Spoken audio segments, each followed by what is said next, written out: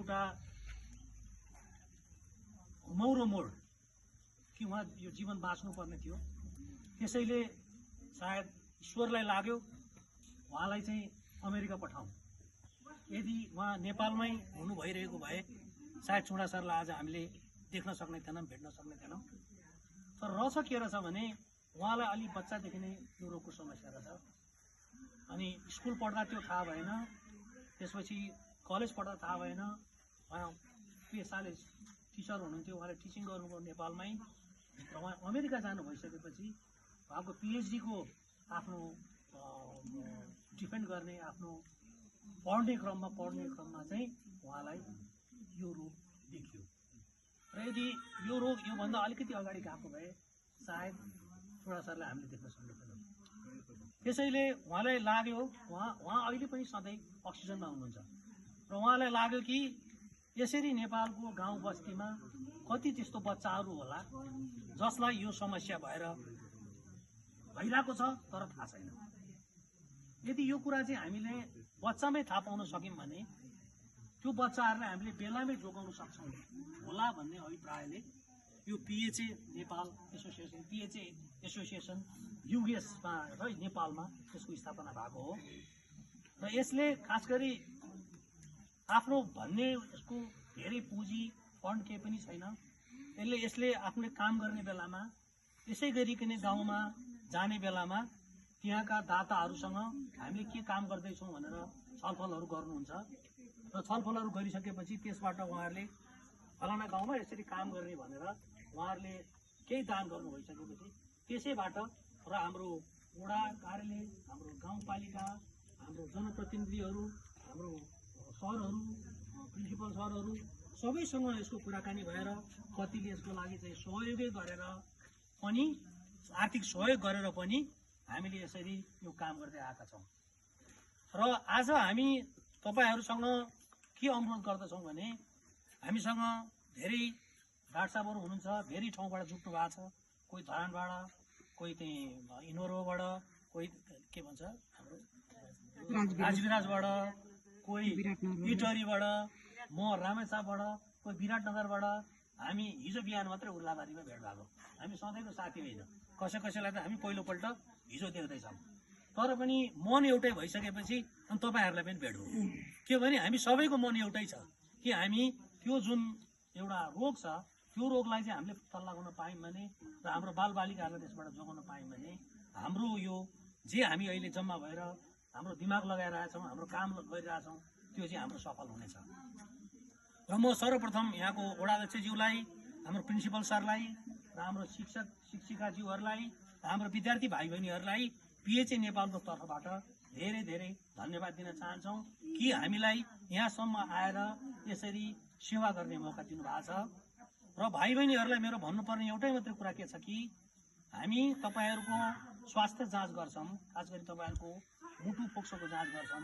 यो रोग मुटु फोक्सोसँग सम्बन्धित छ र त्यसको लागि हामी जाँच गर्दाखेरि भाइ बहिनीहरूले केही पनि त्यसको चिन्ता गर्नु भएन, हामीसँग डराउनु भएन है।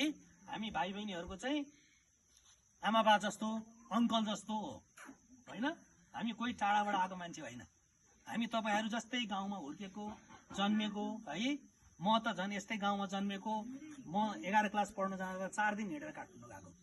भनेपछि तपाईहरु जस्तै गाउँमा यस्तै जन्मेर हुर्केर मान्छे मात्रै यहाँ छौँ। त्यसैले हामीसँग तपाईहरुले नडराउनुहोस्, आफ्नो कुराहरू भन्नुहोस्। र हामी कसैलाई के पनि भन्न सक्छौँ भने तपाईहरुको जाँच गरिसकेपछि तपाईलाई समस्या हुन सक्छ भनेर हामी भन्छौँ। तर त्यसमा तपाईहरुले डराउनु पर्दैन। हामीले यहाँ आज देखेको कुरा चाहिँ के हो भने हुन सक्छ कि भन्ने अनुमान मात्रै हो। र यसबाट अझै हामीले राम्रोसँग तपाईको रोगको बारेमा थाहा पाउनलाई चाहिँ अर्को जाँच गर्न ठुलो अस्पतालमा अर्को ठुलो मेसिनले जाँच गर्नुपर्ने हुन्छ। यो अहिले हामीसँग भएको मात्रै मेसिनले चाहिँ यो सबै कुरा तपाईहरुको पत्ता लाग्दैन।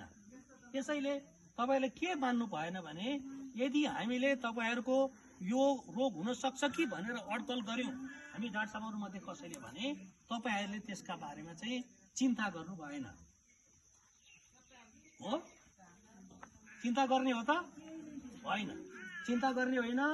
आफ्नो कुरा के गर्ने आफ्नो कुरा सोधेको सबै भन्नु पर्यो होइन। डाक्टर साहबहरूले सोध्नुहुन्छ, तपाईँहरूले सबै कुरा भन्नु पर्यो, आफूलाई उहाँहरूले सोधेको कुराको उत्तर दिनु पर्यो। त्यसपछि जाँच गरिसकेपछि तपाईँहरूलाई डाक्टर साहबहरूले यो हुन सक्छ कि भनेर भन्नुहुन्छ, सरहरूसँग सल्लाह गर्नुहुन्छ, हाम्रो डाक्टर साहबहरू पनि सल्लाह गर्नु सक्नुहुन्छ तपाईँको बारेमा। तर मेरो साथीलाई चाहिँ केही पनि गरेन, पठाइदिइहाल्यो, मलाई चाहिँ 4 जनाले घेरेर जाँच गर्यो भनेर डराउनु चाहिँ पर्दैन। अनि बाहिर बसेर चाहिँ ला त्यसलाई त ठुलो रोग लागेछ भनेर हल्ला गर्नु भएन है। हाम्रो त्यस्तो बानी हुन्छ नि, होइन त?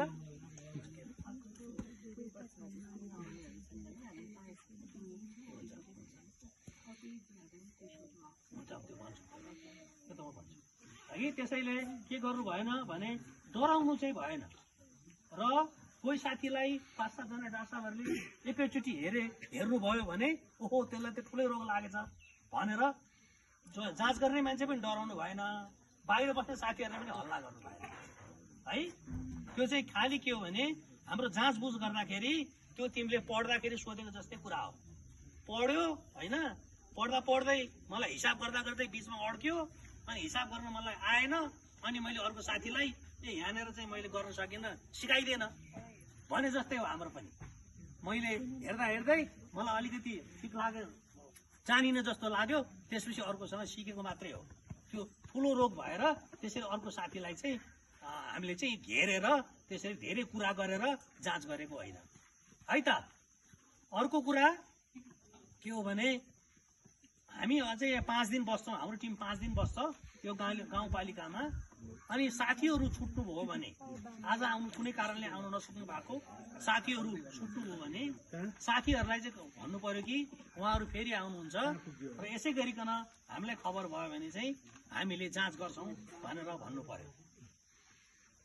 हुन्छ हुन्छ।